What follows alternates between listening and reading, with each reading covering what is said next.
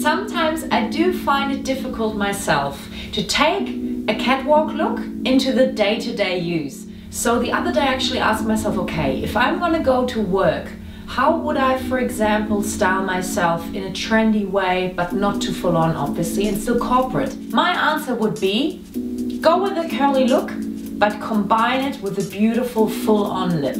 My mom actually gave this one to me, and I have to say it's one of the best curling irons for myself ever, because you can't burn yourself with this thing.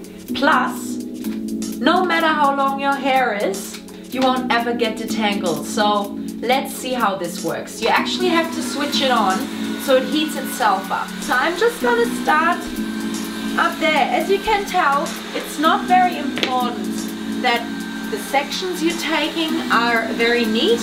Just take some sections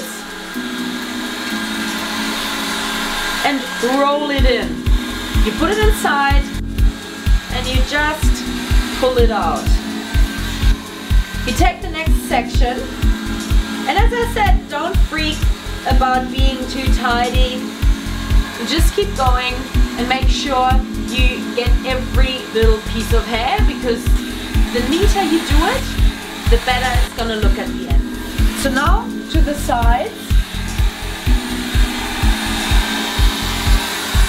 Alright, once the top and the sides are done, we're gonna proceed towards the back. I mean, of course we won't ever or not necessarily be able to see our backs. But what really helps, work with the concept, start at the top and work your way backwards, and then make sure that you get, you know, like the little strands here in between the side and the back section to really make sure that you got it all. Take some time, let the curl really cool down, and then you do the next step. I actually want to make sure that the curl really holds. My answer to this is spray on some dry shampoo, but just on the roots.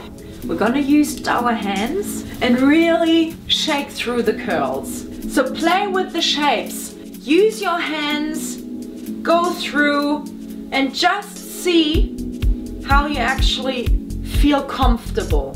And as I have this awesome Marilyn look now, hair-wise, I may just think of an awesome makeup look to just finish it off.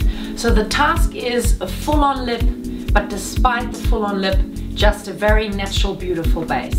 So you start with the lips, as always.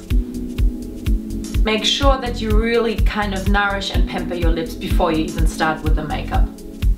Next step, the base. You take with this brush the foundation from the back of your hand, and you just start applying it in rotating moves with your brush all over your face. So important to really nice and evenly apply the foundation. Right, so now concealer. Just a little bit under the eyes. Use your fingertips to spread it nice and evenly, and tap it with your fingertip into your skin. And the same on top of your eyes. When we have looked after the eyes, then we're just gonna make sure that we're gonna go over the rest of the face. Try to even out the skin as much as possible. Next step is a hint of blush. So you start applying right here, just a bit of product, and then you kind of blend it all over the cheekbone.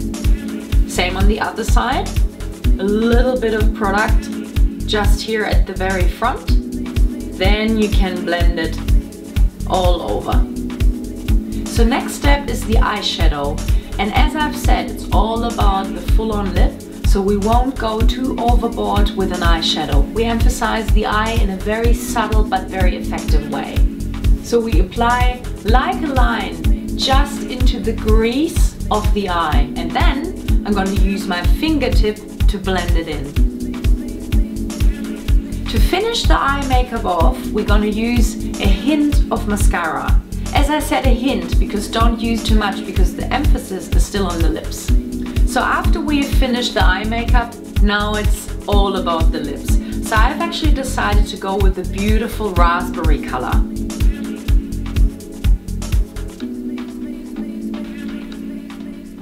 Very important with full-on lips it is that you really make sure that both sides are looking the same. So this is my work look for you guys. I hope you are enjoying it as much as I'm doing it, because it's a little bit Marilyn Monroe, but you know, like still trendy and kind of taken from the catwalks. So it's an actual look, but with a little bit of an edge.